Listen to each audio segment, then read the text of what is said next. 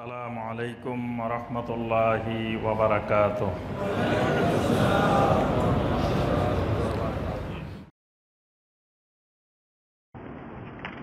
আচ্ছা, এরপরে আমরা সর্বশেষ যেটি আলোচনা করবো আজকের খুতবার ৮০ নম্বর যে জাল হাদিসটি, সেটি হলো কোনো কোনো বইয়ে সলাতের ৫ প্রকার ফজিলত, ১৫ প্রকার শাস্তি এটা লেখা আছে। অনেক বইতেই এরকম একটা হাদিস লেখা আছে যে সলাত নিয়মিত আদায় করলে আল্লাহ পাক তাকে ৫টা পুরস্কার দিবেন, আর আল্লাহ পাক তাকে নামাজ আদায় না করলে তাকে ১৫ প্রকারের শাস্তি দিবেন। সলাত অবশ্যই একটা গুরুত্বপূর্ণ ইবাদত।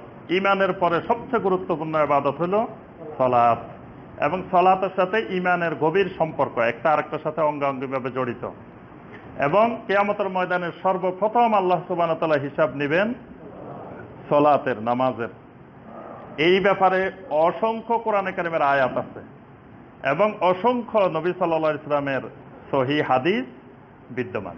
এত আয়াত, এত হাদিস থাকতে আবার জাল হাদিসের দিকে যাওয়ার আমাদের দরকারটা কি? কারণ যদি আমরা সলাতের গুরুত্ব, সলাতের ফজিলত মানুষকে বুঝাইতে যাই, বয়ান করতে যাই, তো কোরআনের আয়াত বলেই তো শেষ করতে পারবো না। এত বেশি সলাত সংক্রান্ত কোরআনের আয়াত এবং এত বেশি হাদিস, সহিহ হাদিস, শুধু সলাতের গুরুত্ব, নামাজের গুরুত্ব, নামাজের ফজিলত। কিন্তু দেখা যায় তাও অনেক বইয়ে আপনার এই জাল হাদিসটা লেখা আছে যে সলাতের মধ্যে সলাত আদায় করলে ৫ প্রকারের ফজিলত পাবে, সলাত আদায় না করলে ১৫ প্রকারের শাস্তি হবে। ফজিলতগুলা কি কি? যে রুজি রোজগার এবং জীবনের সংকীর্ণতা থেকে মুক্ত করবেন আল্লাহ পাক, কবরের আযাব উঠিয়ে দিবেন, আমলনামা ডান হাতে দিবেন, ফুলসেরাত বিদ্যুতের মতো পার হয়ে যাবেন, বিনা হিসাবে জান্নাতে যাবে। এগুলো হলো সলাতের ফজিলত। একসাথে একত্রিত করে ৫টা হাদিস হিসাবে বানানো হয়েছে।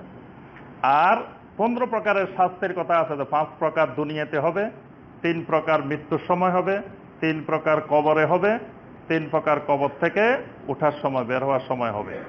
এইরকম বর্ণনা দিয়ে অনেক জায়গায় হাদিসগুলো পাওয়া যায়। তো এটাকে ইমাম আয-যাহাবী রাহিমাহুল্লাহ এবং ইবনে হাজার আসকালানী রাহিমাহুল্লাহ, আল্লামা জালালউদ্দিন সুয়ুতী রাহিমাহুল্লাহ, তারা সকলেই বলছেন যে আসলে এইরকম একসাথে একত্রিত করে যেই হাদিসটা, এটা সকল মুহাদ্দিসিনে কেরামের ঐক্যমতে এটা জাল হাদিস।